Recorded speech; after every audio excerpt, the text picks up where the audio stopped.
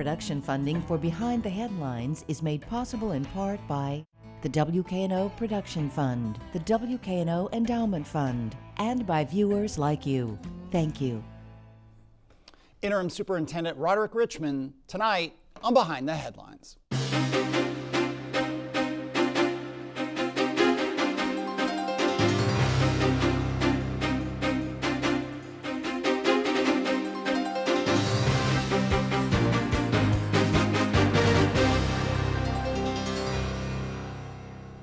I'm Eric Barnes with the Daily Memphian. Thanks for joining us. I am joined tonight by Roderick Richmond. He's the Interim Superintendent for Memphis-Shelby County Schools. Thanks for being here. Thank you. Thank you all for the invitation. Absolutely. Along with Laura Testino, reporter with the Daily Memphian. I think we're going into our, I can't believe it, but it's been a little over 15 years, and many of the shows, probably one of the highest percentage of topics we've talked about is the schools, the merger, the demerger. As part of that, I'll say, I was doing the math, and Laura had to help me. I think we've had 6 or 7 superintendents and interim superintendents on the show over that 15-year period, which shows this is not a job that in general, statistically, people stay in for very long. Your predecessor, obviously, just 9 months, and other, it's been a rough 5-6 years. You've been with the district for your whole 32 years. What do you bring to the job, and how as interim, you're halfway through your 18-month interim piece here, how do you bring stability to this job, and how do you manage with, again, we've got state issues we'll talk about, we've got board changes we'll talk about. How do you manage this job with all of that backdrop? Yeah. Well, I think you mentioned it when you spoke of the merger. I've been here for 32 years, so one thing I bring is the historical context. I was chair of the merger, so going through Memphis-Shelby County Schools when we merged, I was chair of the merger, and so one thing I understand is I understand the historical context of both Memphis City as well as Shelby County Schools. I understand this community because I've been in it all of my life. I also bring credibility. You get credibility one or two ways, either through experiences or relationships. And I'd like to think that my team and I have truly steadied the ship over the past 11 months. Your goals, I mean, you're halfway through. Talk broad picture, big picture about the goals you've had in this 9 months, 10 months now, and then, in the remaining part of your interim term here. Yes, sir. So one of the goals, first of all, was to steady the ship. The next thing was to try to bring trust and transparency back to the district. And another thing was to put the focus back on the students. But outside of that, under my 100-day plan, I wanted to focus on governance and board relationships. And so I started to ensure that we had good relationships with our board. We were governing appropriately. We were conducting our committee meetings, our work sessions, as well as our board meetings in a way that showed the public that they could trust us and that we were what you would call a team of 10. We also focused on academics, and so academics, we focused on what we would call our 5 A's, academics, attendance, attitude, athletics, and the arts, because again, we wanted the focus to be on our students. We also focused on staff relations and capacity. I think I have a great relationship with my cabinet, central office, teachers, as well as the general public. I tried to get out and to meet with all of our employees. I tried to interface with those employees so that they would know that they had someone that they could trust who truly cared about them. We also wanted to look at operations and finance, community engagement, and last but not least, accountability. Before we go to Laura, I should note we're taping this a week before it'll air because of, I believe it was the Ken Burns documentary. You may have heard of him and may have heard of the documentary. So this is 1 week delayed in terms of when it airs, but let me bring in Laura. Sure. One of the most specific metrics that you've looked at that's been a struggle for superintendents in Memphis and across the country has been chronic absenteeism. Mm-hmm. Your team presented data that shows that you're trending toward the 5 percentage point drop that you want to hit. Right. Are you confident that that will stay through the end of the year after last year hitting a high of 31% of students chronically absent? Yes, we're extremely hopeful.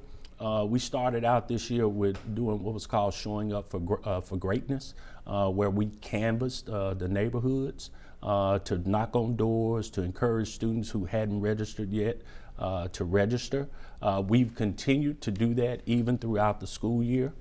We also have approximately 75 attendance liaisons, and we are asking those individuals to reach out to parents and families each and every day to ask and to see why students aren't showing up for school. How is that role different than attendance roles that might have been similar in the past? We're making data-driven decisions, and so we're meeting with them frequently. We're telling them that, again, under accountability, we're looking at what is the return on investment when it comes to hiring 75 attendance liaisons. And so we're asking them, look at the data, ask yourself, why aren't these students coming to school? But more importantly, we want to be good stewards of the resources. And one of those things is looking at, are we getting a return on investment when it comes to this role, but also providing the support and professional development necessary for those individuals to do their jobs and to do their jobs well. So putting those structures in place, I think we've been able to do that well. That department is headed up by Stacey Davis, and I'd like to think that she, along with her team and those attendance liaisons, are doing a great job. But more importantly, we have to do things that don't cause us to hurt ourselves. And so we're also looking at what are some of the exclusionary practices that we're doing when it comes to suspending students, for example, and is that or is that not contributing to our chronic absentee problem as well. Okay. One of the other related to attendance is enrollment. The district has experienced a loss of an estimated 2,000 students in its traditional schools, while charter school enrollment has remained steady and more students have started enrolling in vouchers, at least with Memphis addresses. How is your team approaching that decline, and what are you attributing it to? Well, if you, again, I know the historical context of Memphis. You can probably go back almost 15 to 20 years and you'll be able to see that was one of the areas throughout the past 20, 25 years of having this end out migration of anywhere from 2,000 to 3,000 students. However, I think we have to do a better job of marketing our district as a district of choice, again, which is the reason why I'm wanting us to focus on the 5 A's. I've challenged our principals and staff to make our schools and our district a place that people escape to rather than from. The state obviously came close to putting a board, essentially a takeover of putting an oversight board above the school system last year. It looks likely that could happen next year if various differences in the 2 bills didn't quite get reconciled or done. It's not guaranteed. Do you watch that with fear, with trepidation, or you just ignore it? I mean, how do you operate when there's this huge, what some would view as a threat, and then also this potential huge change in the terms of the existing board members? Yes, sir. Well, I'm asking my team as well as our principals and our teachers to not be distracted. I think one of the most important things we can do is to not deal in hypotheticals, but to just stay focused on the work, which is first and foremost improving outcomes for our students. We talked about charters. There's been a lot of charters. There have been a lot of different types of charters, right? There was the ASD system that some was hiring charters. All charters are not the same, right? All schools are not the same. But in your time in the district and certainly in the administration, have charters overall been a net good for education in Memphis? I think like with any of our schools, we have good charters as well as good traditional schools. What our challenge is to ensure that all of our schools are improving and addressing the needs of our students. I recently met with Terrence Patterson from the Memphis Education Fund, and one thing I've wanted to do as a superintendent is to truly manage our portfolio district. But with that portfolio district, we want all of our schools to be high achieving. He and I had that discussion as we start talking about right sizing this entire district of choice. One more before I go to Laura that's on that theme. One thing that you'll hear parents and teachers and administrators, we've had lots of charter folks on, is they feel closer to their families, to the students, to the parents. They have these more like small town-esque sort of connections versus the big district.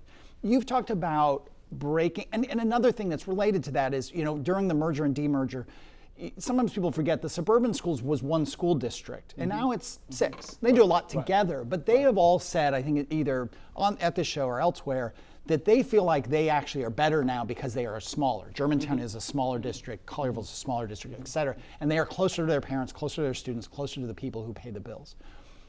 You've talked about, dividing Memphis-Shelby County Schools into 4 districts. We had a very quick conversation with Brent Taylor and Mark White 2 months ago, I can't remember, where they kind of half jokingly but half seriously talked about, do you need to break up Memphis-Shelby County Schools? Not simply to make it closer to the parents, closer to the neighborhoods, closer to the people and constituents. Talk about all that. That's a lot I threw at you, but that whole notion of getting closer to the parents and students and the sheer size of the school system, the challenges that creates. Yeah, when we went through the merger, we had what was called multiple achievement paths to autonomy. And during the merger, we had 5 geographical regions, pretty much with the old Shelby County schools being our 5th region, which was the East region. Under Memphis City Schools, we had a Northwest, Southwest, Southeast, Northeast. What we have done this year is we returned to regionalization. So that's the other thing that I'm excited about and proud that under my administration we've been able to do, is to return back to regionalization. And what that allows for is equity and access. That allows us to tailor supports to varying communities, because we know across our portfolio there's different needs for those varying communities, and our communities are vastly different. When we look about, if we drew a line down the middle and we looked at the east side of our county, when it comes to socioeconomics, it's not as challenging in the east as it is on the west side of our county. When we look at houselessness, most of our houseless parents are in the northwest and southwest. When we look at building utilization, most of our buildings on the east side are at utilization rates, where the ones that are on the west side, which used to be the old center core of the city, are our buildings that are underutilized, but also have what you would call high facility condition indexes. Let's talk a little bit more about the buildings. As first kind of preview of a long-term plan, your administration has proposed closing 5 schools to Memphis-Shelby County School students. I'd like to focus this question on the 2 schools that are closed in Fraser, because those are the ones that will result in changing the attendance zones of families. One of the things that you've said you've wanted to do is improve feeder patterns so that families, based off of their neighborhood, can have more access to better programming in their own neighborhood school, rather than having to make the choice to go somewhere else. How are you thinking about what those 2 closure proposals in Fraser may indicate about what's coming in a later plan for attendance rezoning, for new programming, or for choice of other schools that may be in that area? Great question. So the closures in Fraser, or I would just like to say the proposals for right sizing and repurposing those schools. First of all, we know under legislation we have to give Lucy to Millington. Okay, so in taking that into consideration, what we want to do is to go ahead now and start to right size, so we can do it one time and not have to be making several changes. Again, we want to stabilize the district. We and also, just so for people who are watching that don't know the legislation you're talking about, that's the 3Gs or what was known as the 3Gs legislation, that schools and municipal zip codes have to go back to that municipality. And so Lucy sits in the Millington municipality. And so that's a K-8 school. And so we're looking at those students possibly being reassigned to Woodstock. In terms of Georgian Hills Elementary and Fraser Corning, both of those schools have what you call high FCIs, okay? And so high FCIs, and for example, it may cost us $3 million for an HVAC system. When we go and appraise that building, it may be only worth $1.2 million. So we're also looking at, as we do capital improvement and deferred maintenance in some of these schools, is it intelligent? Is it smart for us to invest in a school that we know long term is going to cost us more money than investing in it. Also with the new bill, with the Frazier new bill, we're also trying to, again, right-size that community so that we can shore up those feeder patterns and we can provide quality, highly effective teachers to start to prepare those students who will eventually feed into that new Frazier. So it's part of helping to right-size, but also to shore up the footprint in that what you would call Frazier corridor. And one thing that some critics of the district in the recent years have had issue with is, the district may choose to right size, may choose to make the difficult decision to close schools, but then don't make a choice about what happens to the building.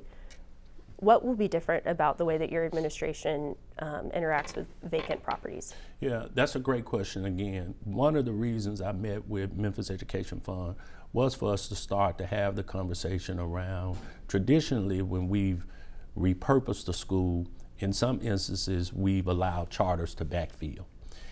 We can't continue to allow charters to backfill if we're saying, based on economies of scale, we should repurpose this particular school because we know we need to have less schools. Those economies of scale are not only going to help our traditional school district, but they're going to also help the charters.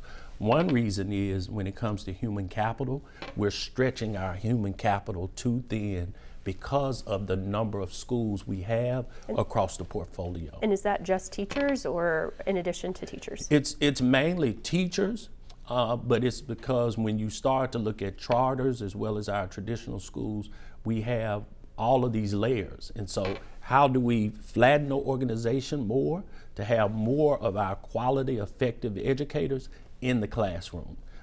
We can't do this work without having highly effective teachers in every classroom. So to answer your question, the other thing is working with the community to look at how do we repurpose buildings?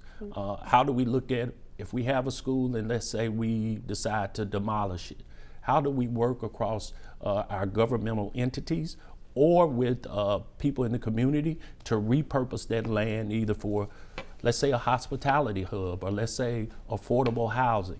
How do we do that so that we can revive many of these communities that we know they no longer have the density that they may have had 40 or 50 years ago? One thing I may talk about charters in these schools. We have about 10 minutes left in the show here. You talked about I may have misheard you, not wanting charters to go into some of these schools that are empty. If a charter operator came forward, let's say it's got a proven track record, it's got money, are you saying you still wouldn't want them into these buildings, or No. Okay. Not that we wouldn't want them. If we have a building that we're not using and the building is in good shape, we're not saying that. What I'm saying is we all have to be around the table so that we can start to partner and look at where is there first a need, how do charters help us where there's a need in our community, but also if we're trying to right-size the district and we're trying to do some of this difficult work, what I wouldn't want to do is to say we're going to repurpose a school and reassign students to another school saying that we're going to provide more appropriate programming for those students by moving them to this school. Gotcha. Just to allow a charter to backfill it. And then if I'm a student or a parent, I'm going to send my child to that school because it's still within my community. And so what I'm saying is we have to be more collaborative around our portfolio district to ensure that we're all taking these things into consideration. There's one, Laura's written extensively about, if you haven't read on Daily Memphian, about the facilities and the deferred maintenance. There's a database and so on. You should look up Laura's name on Daily Memphian if you're interested in this stuff. One thing that you highlighted, and others have, but Laura highlighted in Daily Memphian, was the Bayer building on Jackson. Yes, sir. Bayer, the drug Bayer, B-A-Y-E-R. And it was sold, the board bought it for about $6 million in 2018. They put about $33 million into it to make it an administrative building and to save money, and they just now sold it for $5 million. Obviously, the math on that is not what anyone wants, right? And I'm sure taxpayers are saying, wait, let me just do that. All that money was wasted. Right. How do you avoid going forward as all these buildings are being assessed and or sold or repurposed or laying dormant? How do you avoid that kind of financial, mismanagement by the district? Yes, sir. Well, we had to make a really tough decision about what the impact would be long term. And if we had kept that building this year, we were going to have to invest, I want to say, about $7 million more in it. And I think even though it may have first been reported it was going to be a return of about $5 million, I think long term is going to be $8 million. But we had to make the tough decision to sell it, because long term we were going to have to invest approximately $150 million in that building. But okay, that's good to know. I'm glad I didn't totally interrupt you, but now I'm going to interrupt you and say, before I go back to Laura, but do you look back, you were not superintendent then, but you're in the administration. How it's a terrible, I mean, objectively speaking, a terrible use of money to have spent that much money and then not put it to use and lose money on the sale. Like, how do you avoid those kinds of decisions going forward? Being more thoughtful. I think the intentions were good, but I'll admit to you, it wasn't a wise decision. The intentions were to move all of our central office staff into that building so that we could then not have to have as many satellite buildings for administration. That was the intent, from what I'm aware of. It wasn't a wise decision to purchase it. But I do want to say, over the last 11 months, I'd like to say that my administration has done more, again, to right-size this district than we've probably done in a decade. We've sold approximately 11 properties. We've revenue generated about approximately $27 million over the last 11 months, along with, again, bringing a slate of 5 schools for us to look at right-sizing our district. In the past 11 months, we've done more than has happened in a decade, and I think it's a testament to my commitment along with my team's commitment to the work. 4 minutes left here. Laura. That's a busy 11 months. Is this something you want to keep doing permanently? Do you want the permanent superintendent role? I'd love to have the permanent superintendent role. Whenever I've been asked that question, I've been clear from the start. I believe it's important to operate with integrity. I think now more than ever, our community as well as our school district need stability. I think they need someone at the helm who knows the work, who knows the district, who knows the community, who has the relationships at the city council, at the county commission. I think I'm the person for that. I won't shy away from that. But at the end of the day, it'll be left up to our board to make that decision. What I do is I wake up each and every day excited about the work, committed to the work, and feeling at this point in time, I'm the right person for such a time as this. The board could take a couple of paths to determining the next superintendent, and they have yet to say what they would do. They could appoint you, but they could also ask you to reapply through a search. Would you reapply if the board pursues a superintendent search? If the board decides to do that, again, it's their will to do what they feel that they need to do. At that time, I'll make that decision. But if you were asking me today, I would say yes. I have no problem. I've never had a problem with competing for any role or any position that I've ever assumed to in this district. With a couple minutes left, we can do a whole show on this. But the impact of the federal intervention, the Memphis Safe Task Force, specifically ICE. There's been lots of anecdotal reports of maybe students and families staying home. What are you seeing in terms of that overall federal intervention and ICE specifically? Yes, sir. At this time, we haven't seen any ICE agents on our properties, and so with there not being any ICE agents on our property, we've just continued to tell our principals to give them guidance around if for whatever reason ICE agents show up at schools, please refer to this guidance. We've encouraged our students and parents to come to school each and every day because we believe schools are the best place for students to be each and every day, along with it being the law. So at this time, we don't have any issues with what's been going on with the Safe Task Force. Have you seen students staying home?